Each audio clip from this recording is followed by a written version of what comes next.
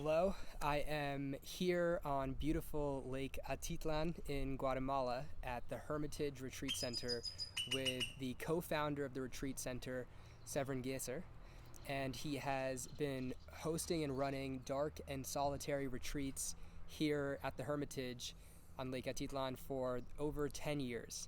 And so this is episode 1 of 5 good questions. And so we're going to sit down with Severin to ask him 5 good questions about dark retreats. Well, hello and welcome everybody. My name is Severin and the dark retreat is my most intimate passion and something that is nowadays becoming more fascinating for people and brings up a lot of fear. So here we are. Here we are. Let's get into it. So in my own word and in my own experience, what is a dark retreat and why is it important? So a dark retreat is basically a hermetically locked room where no source of light is entering. So you cannot even imagine that with your mind, because when we are in the world there is all the time a light source. And why is it relevant? Well, it's so important because literally the first moment that we are coming out of the womb of our mothers, we are spending like the previous 9 months, like the development of our entire nervous system, our being, and then we're coming out into this world. And this formation process is in the dark. So the darkness sparks something in each of us that is primordial, which is beyond our intellect. And that's why it's important to connect again with our essence. So who is a dark retreat for? Well, it's not for everybody. That's the easiest answer to give. And it's becoming nowadays a very fascinating topic. And people see information on YouTube or on the internet, and immediately what they would do, they would try to research more information. And that's exactly when you are trying to figure it out if that's for you, rather than you're feeling actually called to it and you feel a deep longing. Maybe that's even a fear, that you feel like, wow, this calls me even though I feel a repulsion, but I know deeply, inherently, I need to do it and I want to embrace that. That would be much more the approach, and normally that's not the everyday person. So that's why it's definitely not for everybody. So what are some common experiences in the dark retreat? I mean, there's so many experiences that are common. I would just say, like, for a lot of people, what's very normal is that you have a lot of time, right? So there is complete darkness and there is only shower, toilet, bed. And so you cannot even clip your nails. So there's no room for distraction. So that means you have a lot of time to contemplate.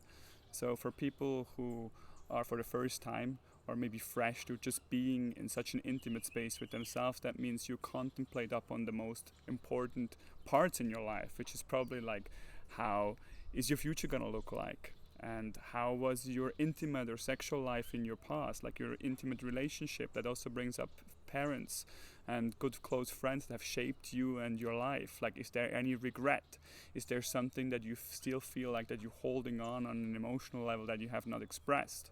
And that leads then also then to, like, what if you would actually die? Like, now that you're stopping life, what is something that you haven't done yet and that you really want to do, because now that you're having a break of life becomes more valuable. So that would be just in a nutshell something that's common. There's many more, but I'm trying to keep it short, which leads me to the next topic when we speak about what are the most common misconceptions that I could demystify. I mean, for this we could do a whole 2-hour talk.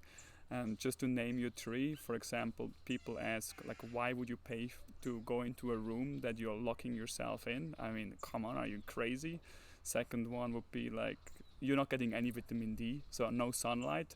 That's not healthy for you. Like, why would you do that? Like, you cannot do that for a prolonged amount of time.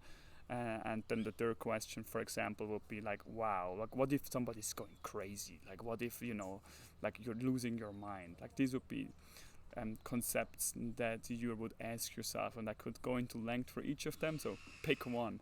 Which one should I go into to express? I would love to talk about the last one. Maybe you're going crazy. What happens in that? All right. So if you would ask about, like, if you go crazy, what does that mean? Like, even the concept of going crazy. Like, right now you're listening to this video and you're listening to my voice, and maybe you, in that moment that I'm speaking about crazy, you have an idea. Or before I was speaking about your parents or family members and you were with your mind listening to me, you went somewhere else. So even though I'm speaking and you're looking at me, you are receiving right now some information and you having some thoughts, right? Correct? Can you feel or perceive your thoughts? Well, if you do so, that means that you are actually not just your thoughts, right? So even though you are having thoughts, doesn't mean that you are your thoughts, correct? So then the next question would be, well, if you're not your thoughts because you can see them, well then who the fuck are you? So the next question then is like, if you are going crazy, well, it's anything else like going angry or going sad or having another sensation in your body. If you become more aware, that means you seeing it, that means you can choose what you want to express, which literally means you raise your vibration of consciousness. So even going crazy is probably, everybody has a very busy mind and is already crazy. So literally you cannot go crazy because you're just becoming aware that you're already having a very busy mind, and you can label that however you want. So what sort of advice would I have for a person that would consider or embark upon a dark retreat? This is a very nuanced question. Like, I have experienced in the last years, like of leading hundreds of people to the dark retreat, that everybody is unique and that there is no like standard scenario for this is how it works. And so basically I have no advice for you. So what I would do then is actually much more asking you questions and asking you if you are in touch with yourself. So, and that really needs then that you are meeting yourself where you're at. And that's, I think, that the most important part of that. Even though you have heard about somebody else's journey and what their experience was and maybe how transforming it was, I can also tell you many people come out early and it was very disappointing. But even that has a huge benefit in their lives because maybe they needed to express that this is enough. They could push and force, which our society is training us to, in order to tell your friends, and make a YouTube video to share with others, wow, I did 10 days. But actually for yourself, it was the most important to say 5 days, or just that this is my edge, this is where I'm at. So the preparation would actually be learning to come in touch with yourself, to actually cultivate awareness. So back to foundation. So practically or more tangible of what that would look like to spend an extensive amount in the darkness would mean that you are starting to listen, like in the moment that you are embarking on such a journey, like then you're saying yes to a moment in time where you will go to a deep transformation. We could even say like you're literally facing the unknown, which is death itself. And you're not dying on a physical level, but mentally you have to face a situation which you cannot control, which is terrifying. So how can you prepare for that? Well, you can't. What you can do is to come more in touch with your emotions of how you react to such a situation. How do you gonna do that? That looks for everybody different. If you are the type that want to sit in meditation for an hour, maybe that's amazing. For some people that are already having very aggravated nervous system, maybe you need to do some movement. You have to go and swim and dance. You have to play music. You have to engage with people and don't isolate anymore. Like this is, again, it's a very individual practice, and it's one step at a time. There's not a this is the solution and the dark root and everything has changed, but it will definitely lead to a huge amount of transformation. Last question, how can one who has been going through a dark retreat experience integrate the experience when you're coming out? In my experience, that is actually more and more important. I would even say this is the most important part, because in the dark retreat, because it's almost like a protective surrounding where you are going back into safety, and therefore naturally your body will release whatever unprocessed memory, and therefore you will have an evolution.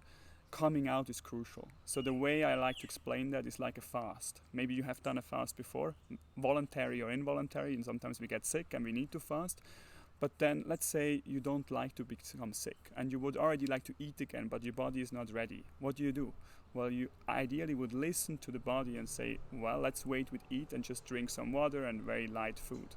Also, if you finish a fast, then you would ideally not just eat fruit or maybe pizza and lasagna, right? You're coming out of a fast and you would actually transition very gently so that your bowel movements can come slowly back to activation. Well, this is exactly how you come out of a dark retreat, or which I would say in general, integration means you have a peak experience And now normally you want to go into function, into life again. So phone again on, you're telling your friends how your experience was, you're sharing it on YouTube and telling everybody how it was. So you're conceptualizing already, and therefore you're moving and running and being engaged and stimulated. So now imagine when you haven't used your eyes, you're very sensitive. So can you prolong and really soften that coming back into the world, and then also maybe say, all right, actually from my experience, I don't need that anymore. Maybe you have realized you don't want to spend so much time on Instagram, you don't want to use Facebook. There are certain friends you already wanted to cut cords. It's just you are too friendly and too much of a people pleaser. But by being with yourself, you actually know. But now the integration means taking action upon your inner knowing, and that requires that you're staying with yourself rather than going back into stimulation, and that needs time. Thank you. So you want to beep that? No, I actually love it. I love the authenticity of it.